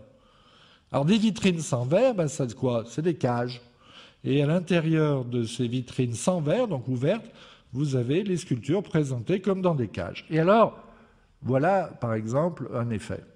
Vous avez donc une vitrine, vous voyez, à gauche, puisque vous avez des reflets, et là, aucun reflet, rien du tout, parce qu'il n'y a pas de verre. C'est juste une armature métallique, sans verre, et donc une cage. Et évidemment, je vous ai mis à côté le modèle. Le modèle, c'est évidemment Giacometti. Alors, je n'ai pas demandé aux architectes, mais j'en suis sûr. Ils se sont évidemment inspirés de Giacometti, qui lui-même, comme vous le savez, s'inspirait de la sculpture égyptienne. Donc, grande intelligence de reprendre Giacometti, puisque Giacometti lui-même s'était inspiré de la sculpture égyptienne. Alors, dans cette salle, vous avez aussi un extraordinaire ensemble de statues-blocs, notamment celle-ci, qui est évidemment le chef-d'œuvre installé au centre de la pièce, l'extraordinaire la statue-bloc d'un serviteur et de la princesse Nefruré vers 1475 avant Jésus-Christ. C'est considéré comme un des chefs-d'œuvre du musée, évidemment. Alors, vous voyez, la disposition est si bien ajustée que l'on peut contempler chaque statue séparément et en même temps, vous voyez, double perception, en même temps se laisser prendre par le contraste entre la densité des blocs et la mobilité des reflets. Voilà une des clés. Vous avez ces blocs très denses, blocs, là pour le coup c'est de la sculpture bloc, on est en plein dans la logique du bloc, et les reflets, la mobilité des reflets. Et vous remarquez que c'est déjà ce qu'on avait dans le dialogue entre la danseuse de Margaret Moll et le hiératisme des statues ukrainiennes. Alors une troisième salle, je vous signale une troisième salle qui m'a aussi beaucoup intéressé. C'est une petite salle qui donne l'impression merveilleuse à l'intérieur de l'architecture, dans le grand puits comme ça de l'architecture, avec les murs en briques apparentes, d'une sorte de nacelle en verre suspendue. Vous avez comme une nacelle en verre, comme ça, suspendue dans le grand volume monumental. Vous voyez, donc là, volume, mais à l'intérieur du volume, définition d'un espace plus restreint en verre. Bon, et là-dedans, quelques petites figurines de la famille royale, d'une famille royale à l'époque du Nouvel Empire, au XIVe siècle avant Jésus-Christ, avec notamment des portraits de Toutankhamon, Akhenaton et Néfertiti. Voilà. Alors, un second exemple à suivre, je vais très vite, c'est le musée consacré à l'œuvre de Lembrück à Duisbourg, près de Düsseldorf. Ce musée a été conçu par le fils de l'artiste, l'architecte Manfred Lembrück. Lembrück, c'est vraiment un grand sculpteur, le père, c'est un grand sculpteur en Allemagne, qui a beaucoup influencé notamment Beuys. Et là, donc, c'est le fils qui a construit le musée. Le fils, donc Manfred Lembrück, dont les dates sont 1913-1992. Et le musée a été construit en 1964. Je pense que quelques images suffiront, quelques images qui ont été faites d'ailleurs par une artiste, une photographe, Claire Tenue. Quelques images vous suffiront, je pense, pour prendre la mesure de ce travail sur un espace ouvert, avec un effet de théâtre, de plateforme, un parcours circulaire et aussi un côté presque agora, avec cette idée donc de l'intériorisation de l'espace public dont je vous parlais tout à l'heure, et les sculptures jouant comme des personnages en quelque sorte dans l'espace public. Cette métaphore de l'architecture comme espace public et les sculptures renvoyant, puisque ce sont évidemment des figures, les sculptures de Lembrück sont figuratives, ce sont des personnages, donc renvoyant à cette idée de l'espace public, de l'espace urbain. Avec au centre cette très grande boîte en verre comme ça, qui rime peut-être de loin avec la nacelle suspendue que je vous ai montré tout à l'heure. Et ça, c'est les galeries de côté avec ces jeux de gradins. Lembrück devait quand même avoir regardé un peu pas Sisa, Scarpa. Troisième exemple à suivre, mais le plus difficile à suivre sans doute, c'est le musée du paysan roumain. Alors, le musée du paysan roumain à Bucarest, ça a été un choc incroyable. Depuis, comme vous avez dû comprendre, je passe beaucoup de temps dans les musées. Et là, le musée du paysan roumain, ça a été quelque chose de véritablement... enfin, une sorte d'effet comme ça, de révélation. Alors, je partage maintenant cette passion avec un jeune artiste et ami, d'ailleurs, qui est dans la salle, Florian Fouché, qui montre en ce moment même à Rennes, dans la Biennale de Rennes, là, des montages photographiques qui proposent, je crois, une sorte d'équivalent, si tant est que cela soit possible, excuse-moi Florian, de la perception que l'on peut avoir dans le musée. Alors je vous montre quelques-unes des images qu'il a faites. Je les ai sorties de l'installation, de son installation, puis je les ai mélangées avec des images que nous avions faites, Elia Pigelet et moi-même, quand on a visité le musée. Le programme de ce musée et sa réalisation sont l'œuvre de Horia Bernea, 1938-2000, que je considère un des grands artistes du XXe siècle, et de Irina Nicolaou, 1946-2002, qui s'était entourée d'une équipe de chercheurs et d'étudiants. Là, je vous mets une image comme ça qui vous donne un peu un premier aperçu de quoi il s'agit. Horia Bernea était un artiste et le fils d'un ethnologue connu pour ses recherches de terrain dans les villages roumains. Il a été nommé directeur du musée en 1990, juste après la chute de Ceausescu. Son projet était prêt et longuement mûri, et il a donc pu intervenir assez vite. Comme son nom l'indique, le musée traite de la culture vernaculaire roumaine, et évidemment, les objets rituels sont très présents.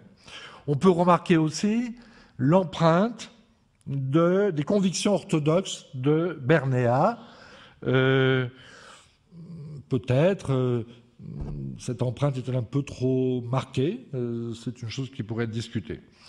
En tout cas, les rites participent aussi du quotidien, comme vous le savez, et j'estime que dans ce musée, en tout cas d'après mon expérience, l'équilibre entre le profane et le sacré est dans l'ensemble remarquable. D'ailleurs, et c'est un des grands problèmes d'aujourd'hui, l'équilibre entre le sacré et le profane, pas seulement dans ce type de musée. Parce que la notion d'œuvre est associée, bien sûr, une idée du sacré, et pas l'objet, etc. Et s'il faut faire jouer œuvre et activité, c'est aussi faire jouer ces deux dimensions du sacré et du profane. Et, en l'occurrence, la contribution d'Irina Nicolaou, qui, elle, partageait pas du tout l'enthousiasme pour la religion orthodoxe, a joué dans le sens de l'équilibre. Dans l'ensemble et dans les détails, nous avons là un chef-d'œuvre d'une muséographie de l'assemblage. Et je n'en connais pas d'ailleurs de meilleur encore, qui pourrait faire pâlir d'envie les artistes de l'environnement. Bernea écrivait en 1993 « Je pense que ce qui compte le plus, c'est le nombre de connexions qui se produisent au moment où l'on perçoit une image. » Je pense que ce qui compte le plus, c'est le nombre de connexions qui se produisent au moment où l'on perçoit une image. À Bucarest, et c'est toute la différence avec le musée Lembrück, l'espace muséal n'est pas l'intériorisation d'un espace public. Le génie de Bernea est d'avoir dépassé le principe de la reconstitution qui caractérise, vous le savez, la plupart des musées d'ethnographie ou de folklore, qui sont parfois d'ailleurs très intéressants. Donc il a dépassé cette règle, et chaque salle, qui est d'ailleurs de dimensions très variables, ouverte ou fermée, traite d'un thème avec des variations plus ou moins développées. Le thème est concrétisé. Il y a par exemple une salle temps et une salle fenêtre.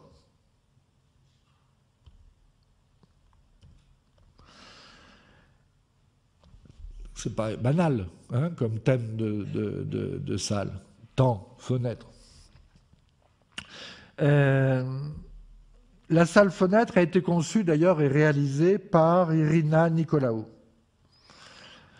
La seconde image de cette salle, que vous voyez ici, un canapé surmonté d'une photographie d'un prêtre orthodoxe avec une petite table et sa toile cirée, les bibelots sur le radiateur, etc., montre un coin de vie, qui fut, pendant plusieurs années, la salle de repos des surveillantes du musée.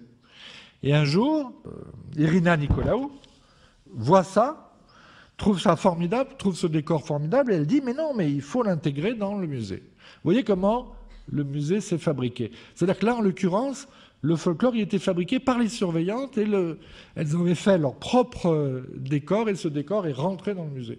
C'est assez extraordinaire comme processus. Et ça montre un musée comme ça qui se développe dans un mécanisme d'évolution permanent. Alors évidemment, elle est légèrement intervenue, bien entendu, sur le décor avant de l'introduire dans le parcours du musée. Ce processus de formation continue du musée, dont nous avons ici un exemple, était d'ailleurs le principe numéro 1 de Bernéa. Hein, c'est-à-dire qu'un musée doit constamment évoluer.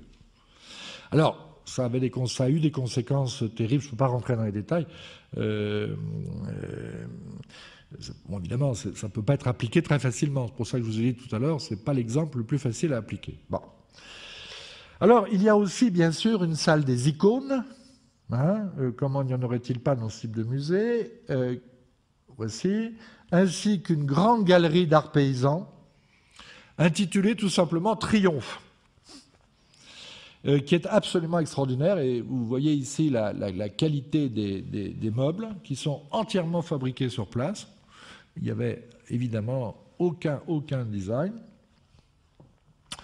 Et vous avez, voilà la galerie du paysan intitulée Triomphe. Et voilà, pour moi, cette table est absolument une œuvre, hein, en soi. C'est un assemblage comparable. Enfin, on pense constamment, bien sûr, à Beuys, hein, entre nous, hein, quand on visite ce musée, hein, évidemment. Bon. Mais c'est aussi bien, hein, c'est peut-être même, à la limite, pour nous aujourd'hui, encore plus intéressant. Et puis vous avez aussi une salle comme celle-ci. Alors, le truc casse-gueule, mais comme il n'est pas possible, une salle de classe, vous vous rendez compte? Eh bien, ça marche. Mais ça marche complètement. Enfin, j'espère que vous le voyez un peu. Parce que, et c'est tout dans les détails, bien sûr, tout se joue dans les détails. Hein.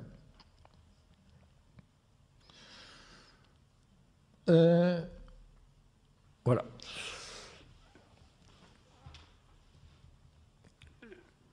Bernéa est parvenu à susciter, à mon avis, de façon évidente, une expérience au-delà de la curiosité. Il intègre la teneur sentimentale des objets folkloriques, parce que il ne faut pas se leurrer, à partir du moment où vous travaillez sur le folklore, vous devez intégrer la dimension sentimentale, sinon il faut travailler sur autre chose. Hein. Si vous montrez des objets folkloriques de façon hyper froide, purement scientifique, etc., ça ne va pas. Bon. Donc cette dimension doit être intégrée. Il le fait, mais il le fait avec beaucoup de tact. Hein. Ce n'est pas le pathos d'un certain nombre d'artistes que je ne mentionnerai pas. Et pourquoi? Parce qu'il maintient, il arrive à conserver la charge active des objets. Pour lui, ces objets sont vivants. Hein, ils sont vivants, leur charge active est encore présente. Je ne pense pas pouvoir trouver de meilleure formule pour définir là ce que j'entends qu'un terme inventé par un artiste que vous connaissez sans doute, qui est Tadeusz Kantor.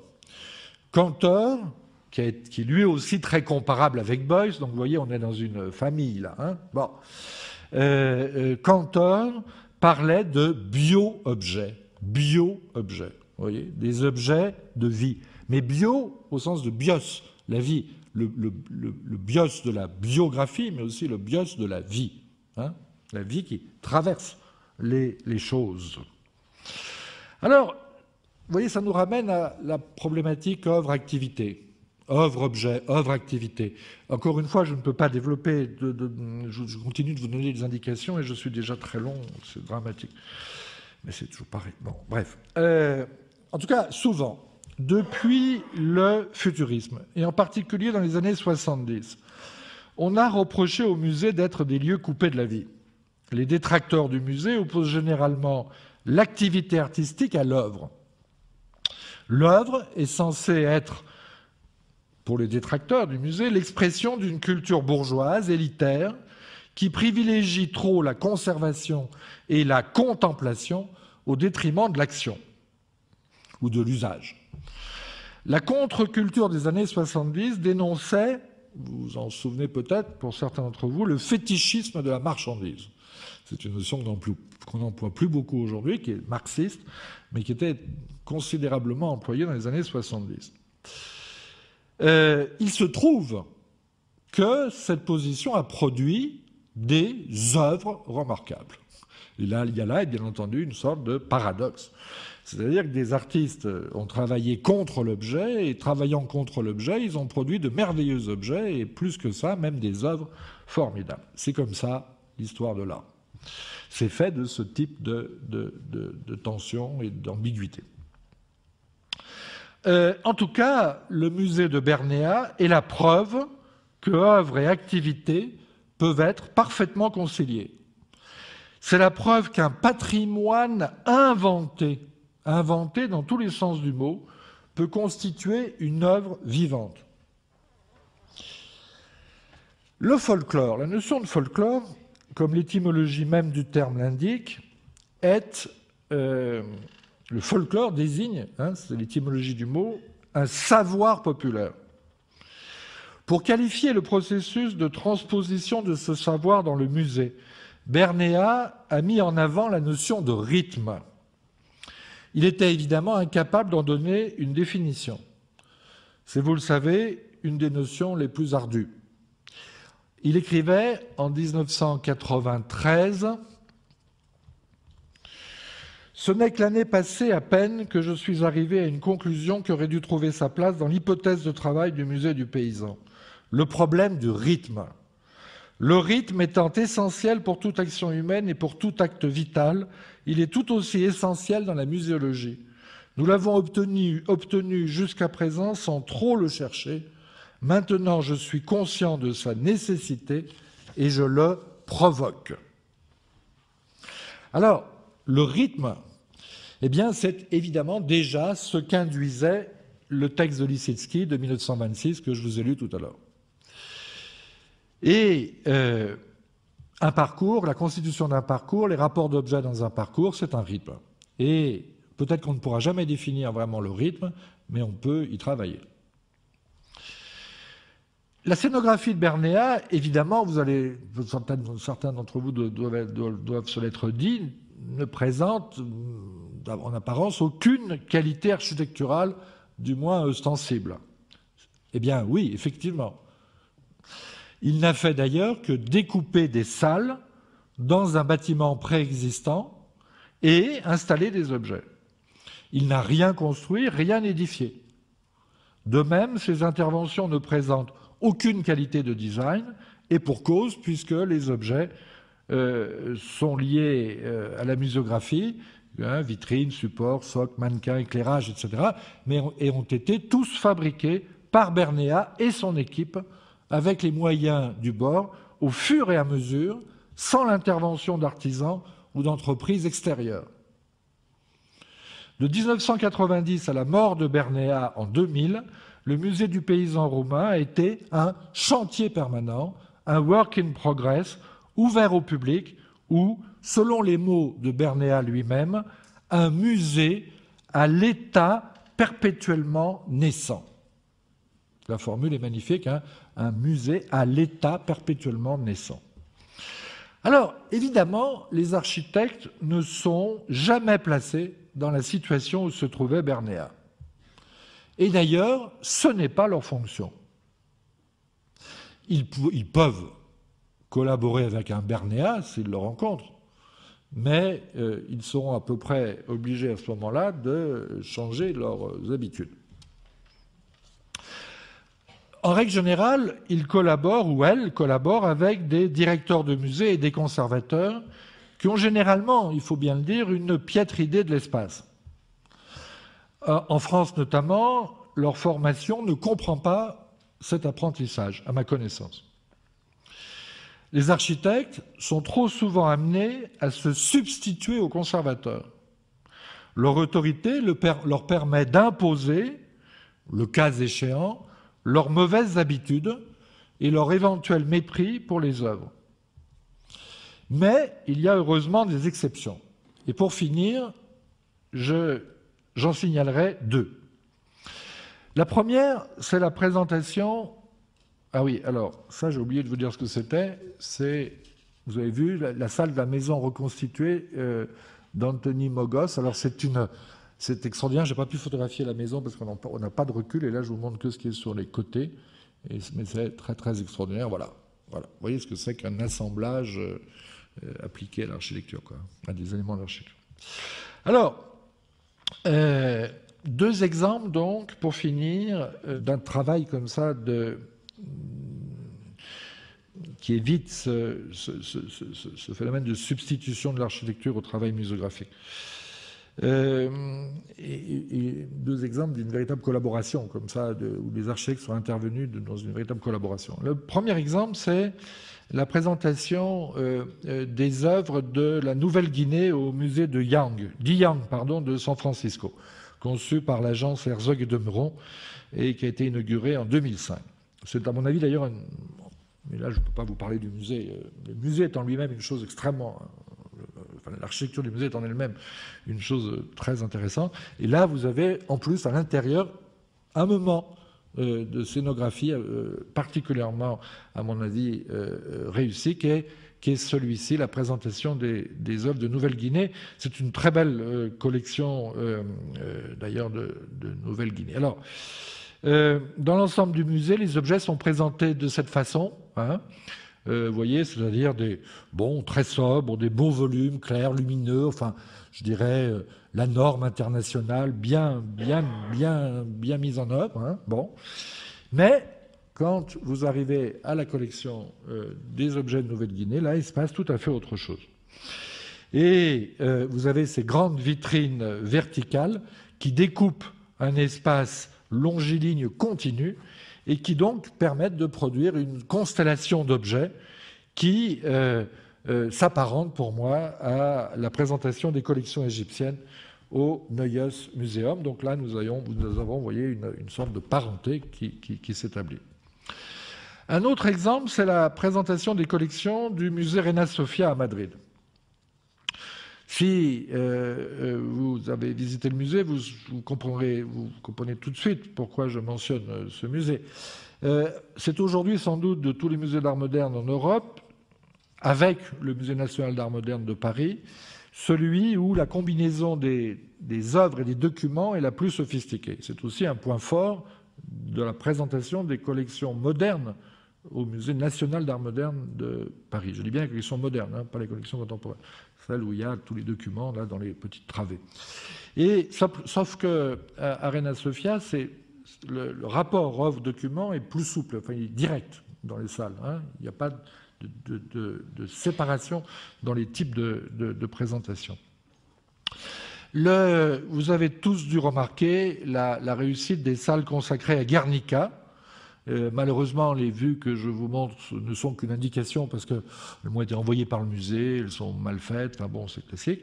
Mais les salles sont, je crois, une grande réussite de ce point de vue-là, très précisément, c'est-à-dire le rapport œuvre-document. Et vous voyez, c'est ce que je vous disais au début, c'est ça, le musée du XXIe siècle. C'est art et culture, art et document, œuvre et activité. Vous comprenez, c'est ça.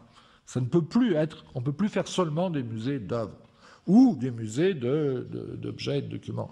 Il faut mélanger les deux.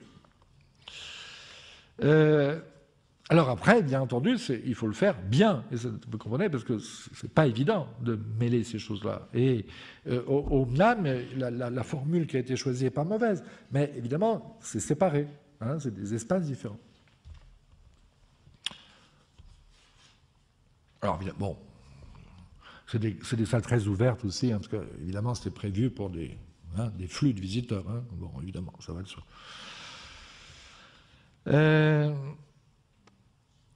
Ce qui est remarquable aussi dans ce musée, c'est la collection, vous savez, de Reina Sofia n'est pas extraordinaire. Hein. C'est un peu comme ce que je vous disais tout à l'heure sur... enfin, c'est une très bonne collection, mais c'est certainement pas une collection du niveau de celle du MoMA de New York ou du MNAM à Paris. Hein. C'est une collection un peu du niveau de la Tate, si vous voulez, à Londres, vous voyez. Bon.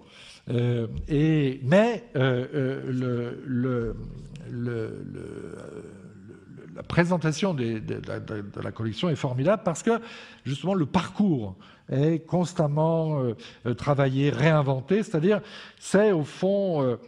chaque section propose une problématique historique, c'est-à-dire que toute la collection est problématisée, et au fond c'est une remise en chantier de l'histoire de l'art moderne. Hein. Et je crois que c'est là c'est ce qu'il faut faire. Ce musée du XXIe siècle là, dont je vous parle, c'est un musée qu'on ne pourra pas penser si on ne remet pas en chantier l'histoire de l'art moderne, si on ne repense pas l'art moderne, et si on ne le fait pas très concrètement, c'est-à-dire dans l'espace. Il ne s'agit pas de le faire juste sur du papier. Hein. Celui qui vous dit ça est historien de l'art, donc il écrit des textes et tout ça, mais il faut aussi le faire concrètement. Et c'est justement ce qu'on peut faire dans les musées, c'est à ça que les musées peuvent servir. Évidemment, grand dépouillement du point de vue design, hein, quasi absence de design. En revanche, très belle articulation du rapport lieu-espace. Alors pour finir, quelques mots sur le projet d'expansion du musée d'Unterlinden, quand même, à Colmar. Ce projet qui est donc mené par l'agence Herzog et de Meuron. Installé dans un ancien couvent, le musée conserve un chef-d'œuvre de Grunewald. Et ce musée est très intéressant parce que ses collections sont extrêmement hétérogènes. C'est en fait un musée d'art et d'histoire. Alors, les restrictions budgétaires n'ont pas permis d'intervenir sur l'ensemble des collections. Mais l'agence a donné des orientations qui, normalement, devraient permettre au musée de se développer dans les 3 directions qui caractérisent ses collections, c'est-à-dire l'art ancien, la culture vernaculaire et l'art du XXe siècle, avec une ouverture sur l'art actuel. L'ancien bâtiment, où se trouve le retable de Grunewald, sera relié par une longue galerie souterraine à un nouveau bâtiment consacré aux collections d'art moderne et aux expositions temporaires. Voici un schéma de cette galerie. Elle opérera le passage d'une époque à une autre, c'est-à-dire du XIXe siècle, vernaculaire, à l'art moderne. Et elle sera ponctuée de petits cabinets, vous voyez là au centre. C'est une galerie souterraine mais très large, hein, qui permet, comme vous le voyez, d'exposer des œuvres. Et des cabinets ouverts seront présentés au centre de la galerie, notamment pour abriter des œuvres qui doivent être protégées de la lumière. Et des œuvres sur papier, des choses comme ça. Il fallait... Alors, quant aux salles consacrées à l'art moderne, dans le nouveau bâtiment, elles présenteront quelque chose de très particulier dont tout à l'heure vous avez entendu, sur lequel vous avez entendu une allusion. On s'est aperçu, si vous voulez, en travaillant sur la collection, qu'il fallait absolument rompre avec un principe de rigueur qui est devenu une sorte de standard international dans l'architecture actuelle des musées, qui est, dans les salles, de privilégier presque systématiquement les parois continues du sol au plafond, pour produire l'effet de vrais murs. Alors, c'est évidemment très intéressant parce que ça donne un espace pur, solide, etc.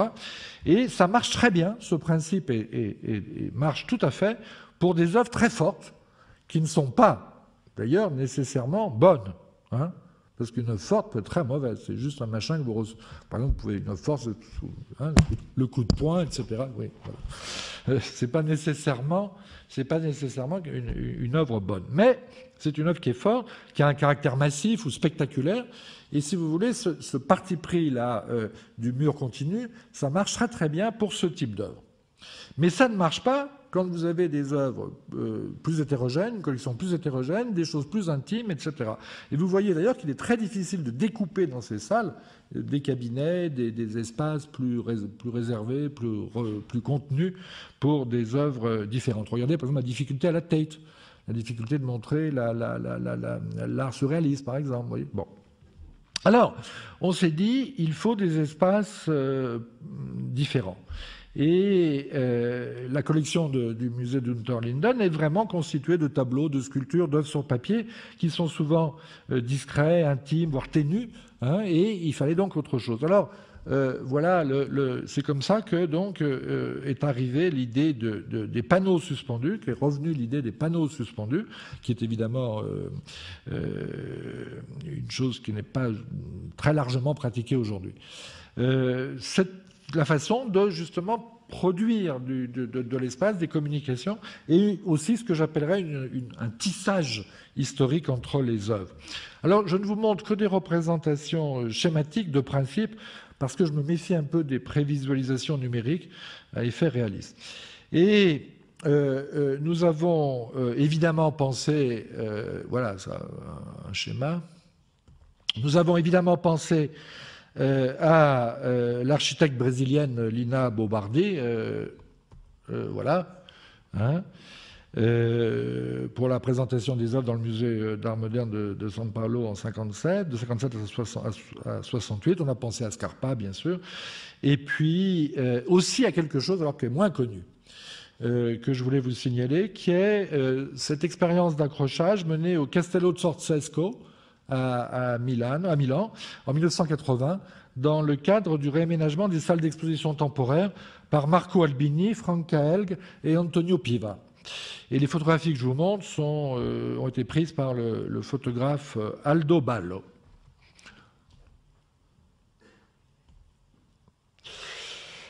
Alors, c'est assez formidable, en 1980, vous voyez, mais il faut bien reconnaître que ce type de présentation présente un problème, à mon sens, une difficulté. C'est la mono-orientation, c'est-à-dire le fait que la circulation se fait toujours par un mouvement de glissement latéral systématique. Et ça, je crois que c'est le problème, évidemment, de ce type de présentation. Le modèle de la salle close avec 4 murs, comme nous l'avons vu au Castelvecchio, est peut-être finalement plus intéressant. Sauf, bien entendu, si vous travaillez une galerie sur le mode de l'assemblage, comme la fameuse galerie dans le musée du paysan roumain. C'est-à-dire aussi en interrompant constamment la profondeur, comme on le fera aussi dans la galerie souterraine de Colmar. Et en réalité, donc c'est ça que je vous dis, je pense qu'on peut transposer la salle close à l'intérieur d'un espace ouvert de ce type. Et c'est ça qui est intéressant. Et là, on va peut-être un tout petit peu dans le sens d'un rapport, peut-être, entre architectonique et assemblage. Combiner les deux systèmes, le système ouvert comme ça avec les panneaux suspendus, et puis des espaces qui se ferment à l'intérieur de l'espace ouvert. L'intérêt de la chose, c'est de faire jouer lieu et espace, et aussi de traiter en profondeur l'espace par un jeu de superposition et de tissage.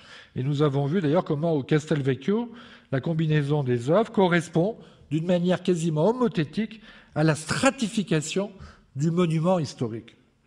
Et je termine sur un dessin de Scarpa, parce que, vous le savez, Scarpa dessinait énormément, il était professeur de dessin d'architecture au départ, et alors, ces dessins sont aujourd'hui étudiés de très près par les spécialistes, ils sont d'ailleurs difficiles souvent à déchiffrer, mais il dessinait aussi beaucoup quand il faisait des conférences. Et au cours d'une conférence où il parlait du projet du Castello Ceausescu, il a dessiné ces choses-là. Et vous voyez, sur la même feuille, il dessinait différentes salles, notamment différents pavements. Et donc il dessinait, puis il effaçait à moitié, et puis il dessinait dessus. Et vous avez là exactement donc un effet de palimpseste, comme ça, de superposition et de palimpseste, qui est à mon avis exactement ce qu'il avait dans l'esprit quand il travaillait et quand il faisait jouer des espaces les uns sur les autres, à l'intérieur d'un bâtiment, comme si en quelque sorte c'était des strates. Des strates ou des feuillets d'un palimpseste. Donc vous voyez, cherchez aussi une profondeur dans l'espace ouvert, hein, pour notamment traduire une dimension historique. Alors, évidemment, je ne suis pas naïf, je sais bien que parfois les architectes, et souvent, n'interviennent pas dans des sites aussi extraordinaires que le Castelvecchio de Vérone, hein, qui n'ont pas cet appui-là. Hein, comme ils n'ont pas une collection non plus extraordinaire à présenter. Eh bien, dans ces cas-là, eh bien, ils doivent imaginer. Mais ils ne doivent pas renoncer. Ils doivent absolument essayer d'imaginer ce qui pourrait se faire si il y avait